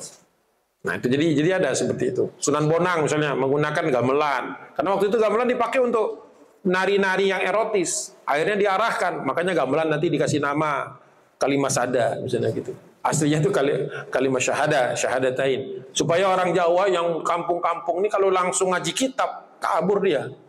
Bahasanya asing, budayanya asing. Jadi pertama dilembutkan dulu. Nanti setelah selesai makanya Wali Songo itu harus dibahasnya bukan di awal saja. Sampai dengan wali yang terakhir itu cara-cara kultur itu sudah mulai dihilangkan. Karena orang-orang ketika satu daerah sudah mengerti dan sudah mau ngaji dengan cara-cara yang seperti kita pahami gitu ya, mengaji kitab, maka tidak lagi digunakan itu. Makanya muncul pesantren-pesantren. Nah, gitu. Jadi kita bisa lihat kemajuan dakwah itu dari adanya pesantren. Ketika sudah ada pesantren kan nggak ada lagi di pesantren main gamelan, udah selesai. Itu menunjukkan bahwa dia punya tahapan. Tapi ada daerah-daerah tertentu di Jawa itu yang kental sekali Hindunya dulu, Majapahitnya kental, sehingga masih suka ada yang tertinggal, tersisa. Tapi sebenarnya secara manhajnya Wali Songo, nah, kalau mau disebut seperti itu cara Wali Songo untuk memasukkan Islam di daerah yang kental sekali kehinduannya atau kebudayaannya itu manhaj itu. Berarti menggunakan metodologi dakwahnya Nabi dengan menyesuaikan dengan urf, dengan budaya, begitu. Nah, di dalam fikih sendiri, ini yang pertama saya bahas. Yang kedua, pertanyaan kedua, ini pertanyaan pertama itu, di dalam Islam sendiri, para ulama mengakui bahwa boleh budaya itu dijadikan patokan ketika tidak bertentangan dengan Islam. Boleh. Bahkan kalau tidak ada aturannya sama sekali dalam Islam, maka selama nilai-nilai yang terkandung di dalam budaya itu tidak bertentangan dengan syariat Islam, akidah, maka boleh. Ada ulama yang membolehkan seperti itu. Jadi jangan terlalu alergi juga dengan kalau sudah budaya ini nanti syirik. Enggak semua budaya itu kemudian menuju kemusyrikan, tidak. Begitu. Seperti misalnya menyediakan air di depan dalam kendi, itu kan budaya. Ada nggak yang nilai yang bertentangan dengan Islam? Nggak ada, bahkan justru banyak itu kan bersedekah, apalagi memuliakan tamu, apalagi banyak sekali kalau kena. Jadi para ulama berpikir, ternyata budaya ini tidak ada satupun yang bertentangan dengan Islam. Malah bersedekah tanpa melihat siapa. Kan kadang-kadang kita kan apa istilahnya pencitraan itu kan, bersedekahnya disorot. Kali itu kan kita bersedekah tapi nggak ada yang tahu siapa yang minum, siapa aja nggak tahu. Ya, gitu kan. Nah, semua orang dapat. Itu contoh-contohnya seperti itu. Ronda malam selama nggak main judi, itu kan bagus sekali, itu kan menjaga keamanan, gitu kan. Kemudian mungkin guyupnya dapat di situ. Apalagi kalau misalnya yang jaga ronda ini malam hari bergantian sholat tahajud, bagus sekali. Apakah kemudian dengan seperti itu ronda menjadi bidah? Enggak juga gitu. Karena kalau ditelusuri dulu, Umar bin Khattab ketika Rasulullah sudah pindah ke Madinah dan Masjid Nabawi sudah dibangun, di samping-samping masjid itu ada kamar-kamarnya istri-istri Nabi SAW, itu Umar bin Khattab sering itu ronda keliling masjid. Makanya turunnya ayat tentang hijab itu kan ketika Umar bin Khattab lagi ronda, terus ada istri Nabi yang keluar dari kamarnya untuk buang hajat. Karena waktu di zaman Nabi nggak ada kamar mandi di dalam rumah, apalagi dalam kamar. Kalau sekarang kan keren rumahnya, ada kamar mandi di dalam kamar. Zaman Nabi nggak ada. Makanya keluarnya belum turun air hijab. Dilihat sama Umar, besok pagi ngadu kepada Nabi, ya Rasulullah, perintahkanlah kepada istri-istrimu untuk menggunakan hijab. Semalam aku lihat istrimu. Untung saya yang jaga, kalau orang lain gitu istilahnya gitu kan, malah ngebuntutin istri Nabi gitu kan. Kata Umar, saya deg-degan sampai pagi. Kata Rasulullah, ya belum ada perintahnya. Rasulullah walaupun tahu itu benar, tapi belum ada perintah, nggak bisa bikin-bikin sendiri. Masa Rasulullah bikin bid'ah? Akhirnya pagi itu juga Jibril turun, menurunkannya tentang ayat-ayat perintahkanlah kepada istri-istrimu untuk mengulurkan pakaiannya. Itu pendapat Umar awalnya, gara-gara ronda. Nah, begitu. Jadi hati-hati kalau mengecap ronda bid'ah, ronda jelek. Yang jelek itu judinya gitu kan, terus menggibah orang, nggak sholat Isya, subuhnya bablas, itu yang menyebabkan dia jadi ada nilai maksiatnya. Gitu. Jadi hati-hati ketika merumuskan sesuatu, karena di zaman Nabi bisa jadi bentuknya ada, walaupun tidak disebut ronda, hirosah namanya dulu, berjaga-jaga di malam hari, dan itu sambil berzikir, sambil gitu. Itu contohnya budaya bisa jadi pertimbangan dalam mengambil satu hukum ketika Islam syariatnya sendiri tidak ada aturan khusus tentang itu.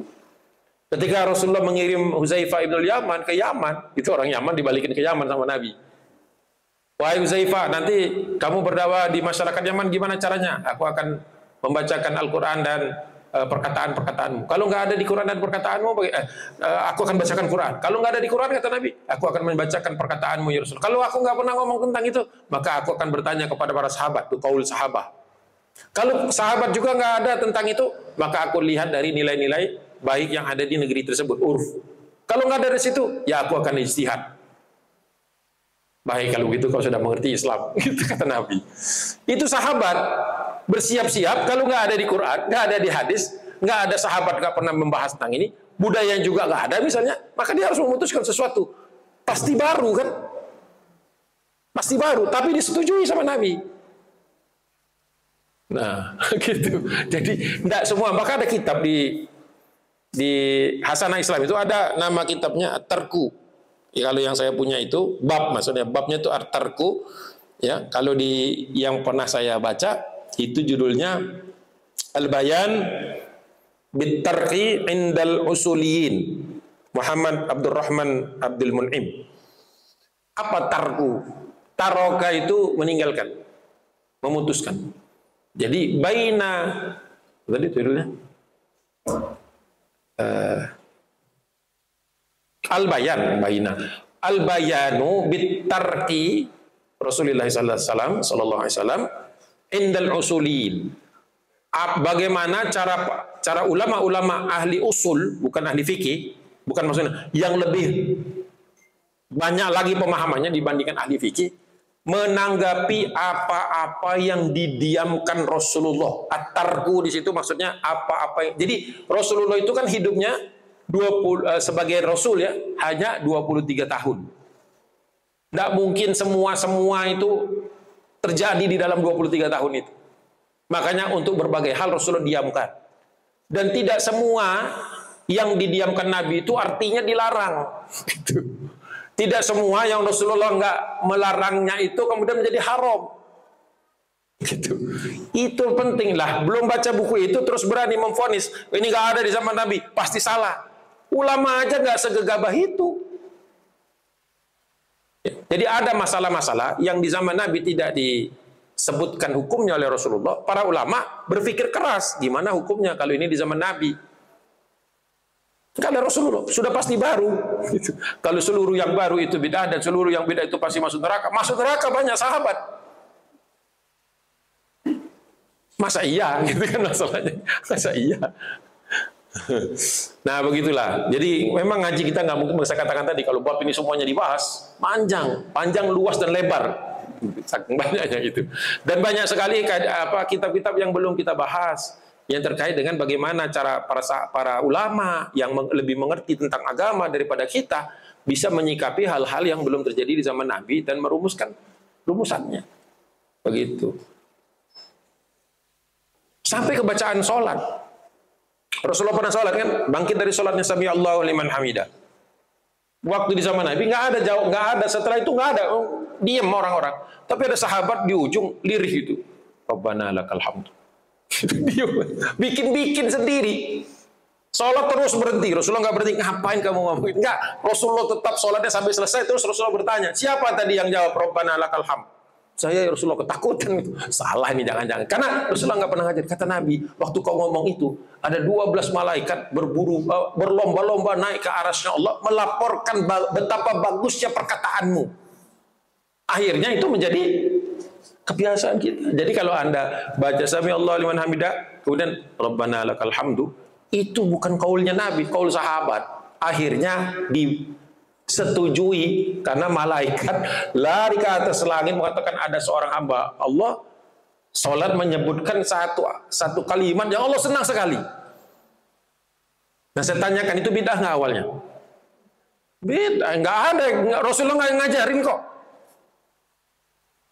Nah, gitu. Jadi tidak semua yang tidak diajarkan Nabi itu otomatis kemudian jadi dilarang. Memang ada yang dilarang ada, tapi jangan digebiah uyah generalisir, pokoknya pukul rata, nggak bisa. Malah jadi nanti berlebih-lebihan. Nah kalau sudah berlebih-lebihan biasanya nanti jadi ekstrim. Kalau sudah ekstrim biasanya nanti semua orang salah kecuali dia. Kalau sudah seperti itu nantinya bukan beragama itu nantinya cari musuh. Padahal Rasulullah memaafkan sahabat yang berbeda, memuji yang berbeda, dipuji. Asal berbedanya benar. Gitu. Sampai gemeteran sahabat. Siapa tadi yang setelah aku bangkit dari ruku terus menyebutkan Sami Allah liman hamidah, Rabbana lakal hamdu. Saya ya Rasulullah. Nggak berani bohong kan? Coba kalau diam, kalau kita semua kalau gitu diam semua kan. Rasulullah nggak tahu ini gitu kan. Diam semua. Nggak begitu kan? Sahabat jujur. Mau salah salah. Ternyata benar. Dan banyak itu, bukan cuma satu. Makanya baca buku At-Tarku. Ada hal-hal yang didiamkan Nabi ternyata jadi benar. Ada juga Rasulullah SAW. Ya Rasulullah, kenapa engkau diam untuk urusan ini? Kata Nabi SAW, aku tidak ingin memberatkan kalian. Berarti ada hal-hal yang dibolehkan, didiamkan sama Nabi. Karena kalau Rasulullah ngomong itu hadis tentang sholat tarawih. Tahu hadis tentang sholat tarawih? Rasulullah satu malam pertama sholat berjamaah, banyak yang ikut. Malam kedua makin banyak yang ikut. Malam ketiga enggak keluar. Ada yang mengatakan malam keempat, ada mengatakan kalau Anas bin Malik malam ketiga, kalau Abu Hurairah malam keempat. Ditunggu sama sahabat, kok enggak keluar? Keluar ini. Orang udah semangat mau sholat tarawih bareng Nabi. Tapi kan rumah Nabi kan nempel dengan masjid kan. Jadi orang-orang itu dengar gitu di dalam Rasulullah sholat bersama keluarganya, tapi nggak keluar. Kan bisa masuk juga. Para sahabat tahu etika. Iya. Paginya subuh baru ditanya Rasulullah, kenapa tadi malam nggak keluar? Kita udah nunggu-nunggu. Kalau hadis Abu Hurairah, Rasulullah menghampiri sahabat, kalian nunggu-nunggu saya ya semalam. Gitu. Hadisnya itu banyak, jangan cuma satu, banyak harus dibaca semua. Kalian nunggu-nunggu saya semalam. Iya ya Rasulullah, kok tahu gitu kan? Iya tahulah. Tahu nggak kenapa Rasulullah engkau nggak keluar? Kata Nabi, aku khawatir jadi wajib. Jadi ada yang didiamkan Nabi, dibiarkan Nabi supaya kita itu nggak berat. Bayangin kalau sholat tarawih jadi wajib, banyak yang dosa karena banyak pas tarawih main. Datang sih ke masjid, gaduh di belakang gitu kan, nggak tahu ngapain gitu kan, gitulah. Itulah luasnya wawasan Nabi. Makanya baca kitab At-Tarku Al-Bayan bitarki indal usulin, gitu, supaya kita itu nggak gegabah. Nggak ada di zaman Nabi, pasti sesat ini. Enak betul dia ngomong begitu. Makanya orang tuh makin banyak dia tahu, makin hati-hati dia mulutnya. Ciri orang yang cepat sekali ngambil keputusan, ini salah, ini salah. Itu biasanya kurang ilmunya. Karena kalau tahu luas, saya juga pikir, jangan-jangan ada dalil yang lain gitu kan. Aku Mas Poro baru tahu 2, gitu kan. Maka saya katakan yang saya tahu, gitu kan. Yang saya tahu begini, gitu kan. Bisa jadi ada yang lain. Jangan kita seolah-olah kita sudah minum air laut seluruhnya. Jangan. Berarti cuma minum aqua begini, terus ngakunya sudah menguasai ilmu yang lain. Sampai berani ngomong, gak ada hadisnya. Hadis itu ratusan ribu. Ente udah baca semua ya bang? Bilang gak ada hadisnya. Bukhari Muslim udah beres. Hafal gitu, hafal. Ya tahu Bukhari Muslim. Makanya ya menghafal Bukhari Muslim, hafal yang kecil-kecil, Al-Hakim gitu, yang tipis-tipis saja. Oh, yang Bukhari Muslim 8 jilid, 10 jilid. Padahal untuk menjadi faqih itu harus menguasai dan menghafal kitab hadis-hadis yang ada di dalam kutubus sittah.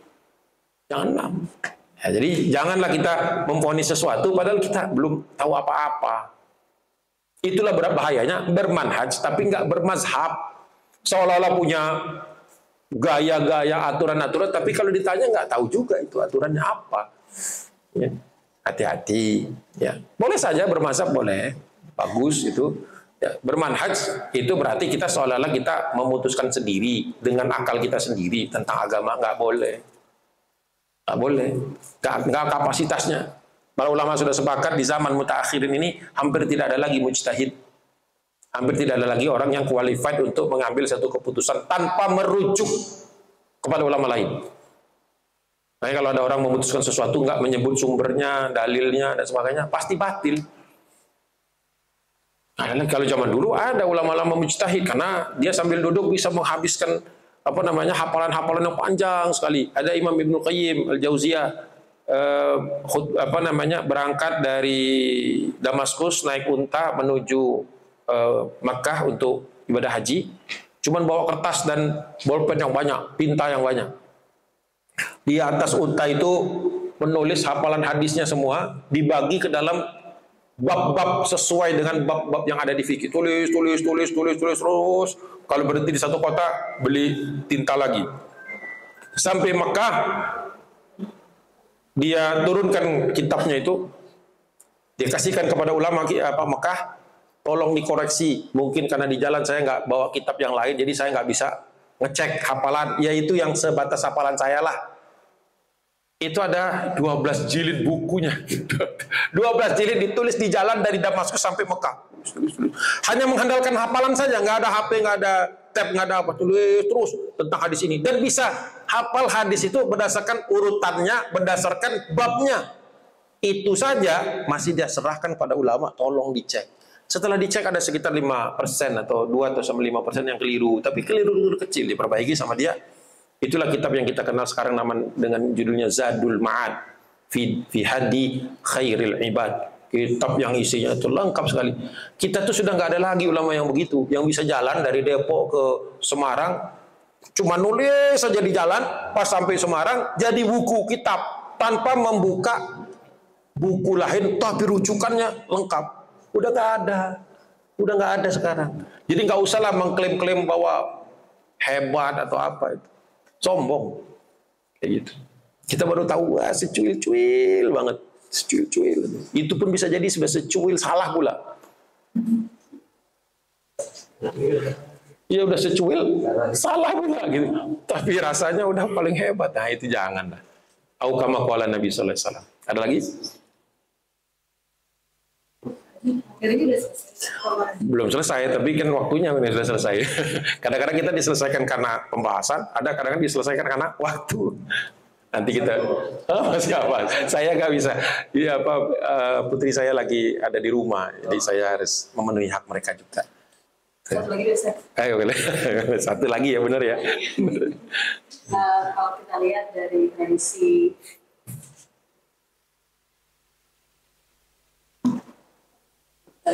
tradisi normal yang dulu ya, misalkan sampai jadi misalkan ada ashab Hanafi ya, jadi kan murid-muridnya Imam Hanafi, Syafi'i dan sebagainya.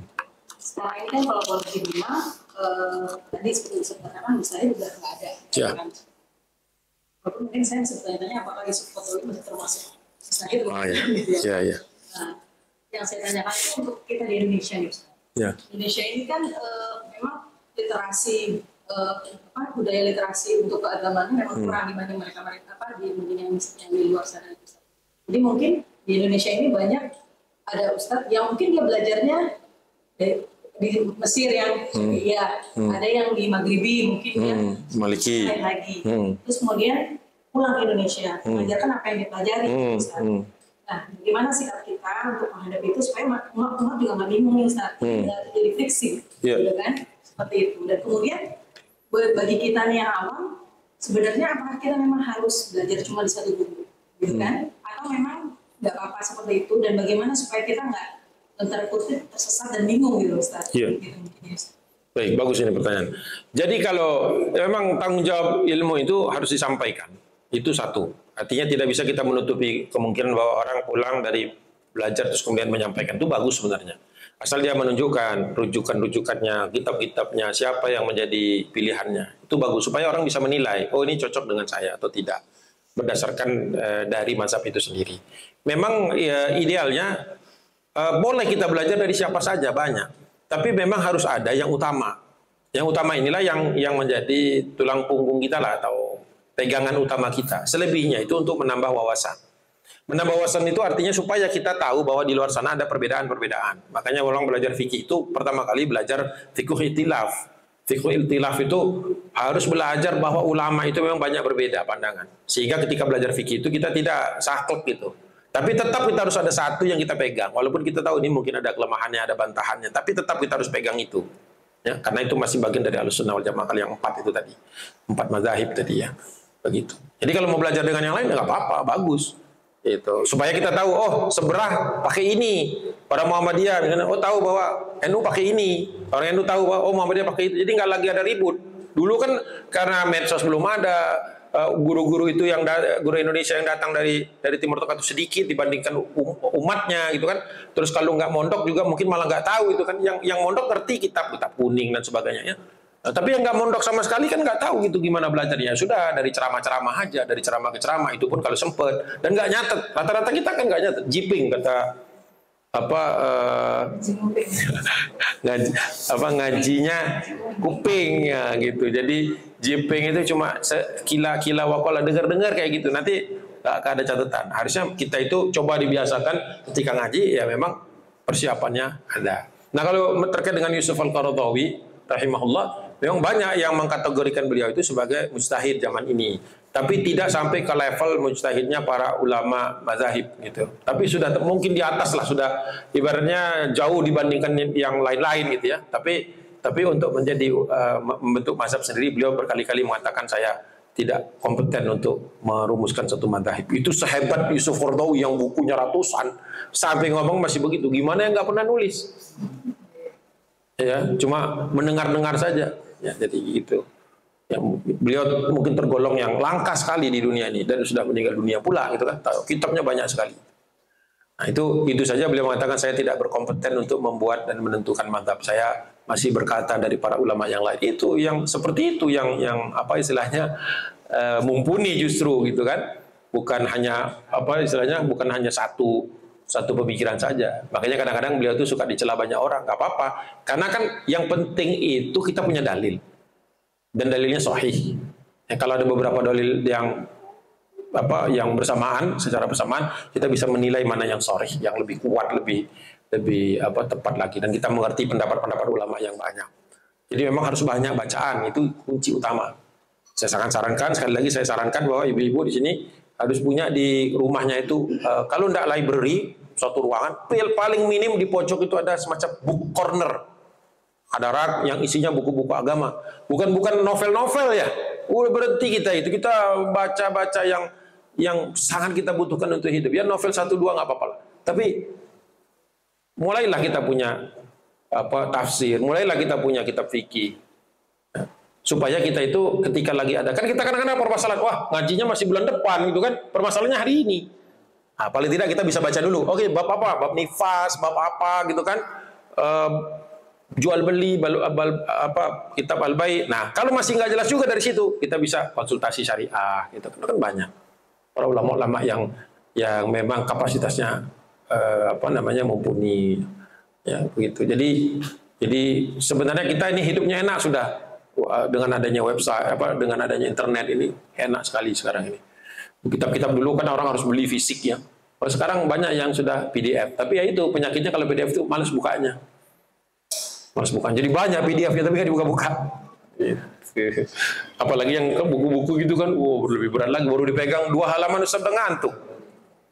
Kalau nonton Netflix bisa berjam-jam nggak ada ngantuknya. Silakan menilai sendiri. Ya realitanya begitu.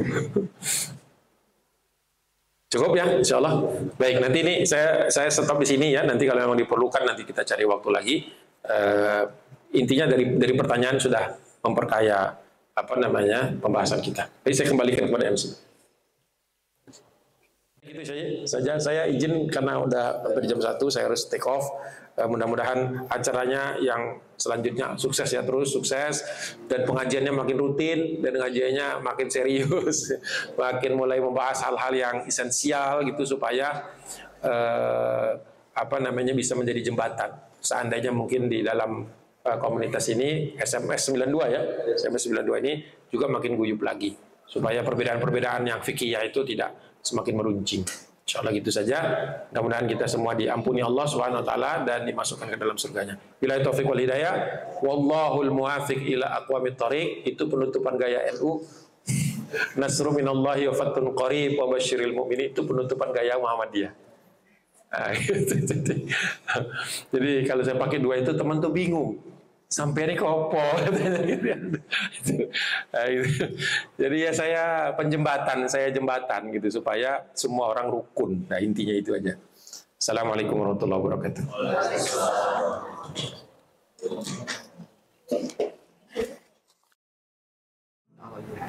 Jadi nasi ini nanti setelah dimasak dicoplok gitu. Jadi buat sayur zaman dulu itu nanti keadaan akan berbalik gitu. Keadaan akan berbalik, hasilnya akan berbeda.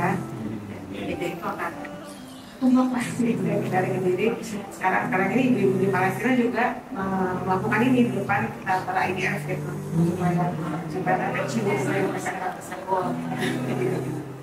Jadi sekarang yang bisa kita lakukan di sini ya udah kita mau membudayakan tradisi ini, kita sambil berdoa juga gitu kepada Allah.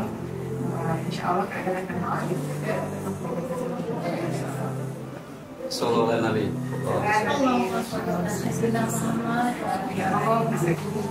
Apa? Balik ya? Free Palestine misalnya. Free Palestine. Bismillahirrahmanirrahim. yang diwain. Iya. Jangan Bismillahirrahmanirrahim. Allahu Akbar. Di plek-plek atasnya.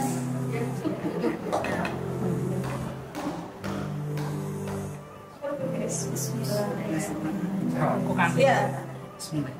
Allahu Akbar. Masya Allah.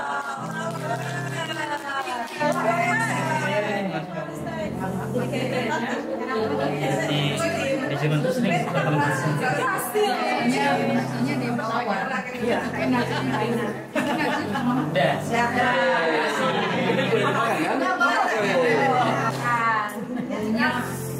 Mari.